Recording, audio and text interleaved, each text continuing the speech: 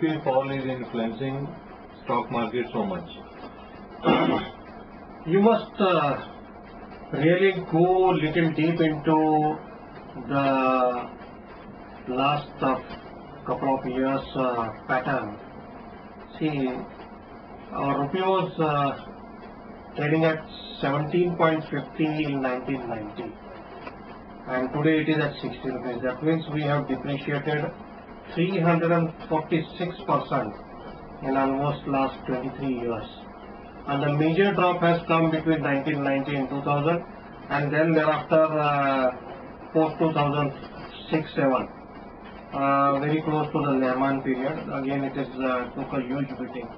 I would directly correlate the drop in rupee with stock markets because the FII inflows are directly connected with rupee drop or rupee rise. Now, the fact that currency trading has become a fashion, currently fashion, and the margin issues are really driving people to trade more in currency rather than stocks. The stock market is plagued with margin issues, trade-to-trade issues, now this fallen option issues, surveillance issues. Now even after paying 60-70% margins, the people find that they cannot earn money in stock markets because of lack of physical settlement. This issue I have talked earlier also. Policymakers are very silent on the issue. They want this to be cash settlement to be continued, and cash settlement is a really drag in the equity markets. As a result, the investors, 80 to 90% investors have diverted to commodity and currency. Of late, commodity is in a negative trend, so people are really diverted into currency because the fluctuation is very high. And whenever rupee drops, generally, if you have common parlance, if you look at and if you think in common parlance that FII should bring in money when rupee drops because the appreciation can give him some returns. But the contrary happens. When rupee drops, they start selling. I clearly suggest that there is a concentrated efforts from FIIs to dent the currency as well as stock markets. Now, currency, whenever it depreciates, it causes huge problem for our CNI and fiscal deficits, and even the government's liability, country's liability on foreign exchange borrowing goes up. The import cost becomes very heavy. So import, the falling rupee will definitely impact Indian markets. Why Indian markets are so volatile? As I explained just now while dealing with currency, the Indian markets are volatile simply because we don't have cash physical settlement. Now, what does physical settlement mean? Physical settlement means you can really insist for delivery at the end of the settlement. Now, what happens when you don't have this kind of system?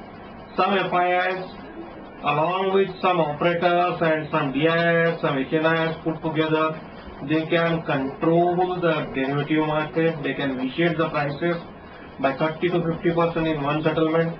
Now just see in this settlement, Jayaprakash Industries was picked up, JP Associate was picked up as one of the target company, Karnataka Bank was picked up as one of the target company.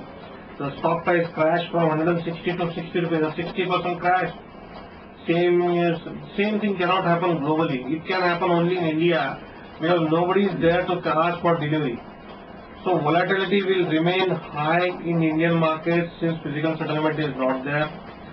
Physical settlement, if introduced, it can make shares as a asset class. You can lend shares, you can earn with by lending mechanism, but this is not available in India.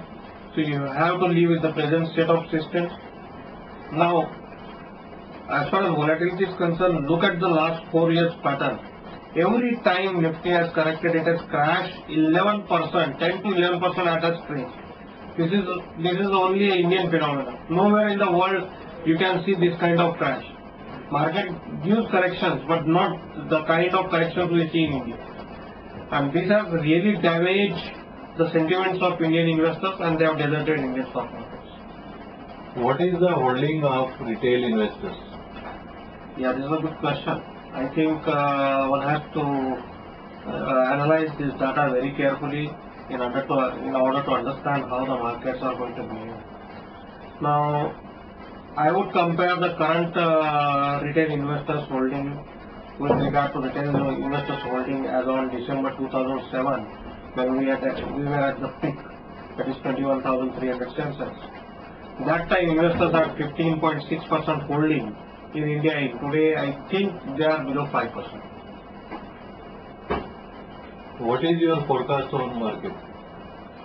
Now, the third question is very important in order to tell you my comments on question number 4. Since Indian investors holding has come down below 5%, the market cannot go down substantially. Now you look at BSE 500, it is at 10 years low, whereas Nifty it is almost very close to all-time high. We oscillate between 5,500 and 6,200 and 62, 70, 80, 6,300 is the earlier top. What I believe is that one structural bull market is still outstanding, it is due, and any time it can happen. And concentrated efforts to make investors refrain from trading, refrain from buying is only with an intention that they should not participate in the structural bull market in the early stage. So I believe that once we cross 25,000 very shortly, maybe in next 6 months, the retail investors will start coming back to market. Political issue is really a matter of concern. But now 2014 is not too far. April, maybe last date could be April 2014, where the election can be held. But at least 6 months before you should start your buying activity. So going by that logic, I think by October, November, good investors will start value buying and markets will be propped up. So if you want to be really in the market, then you should really enter at this point in time, even though everything is bad at this point in time. Thank you.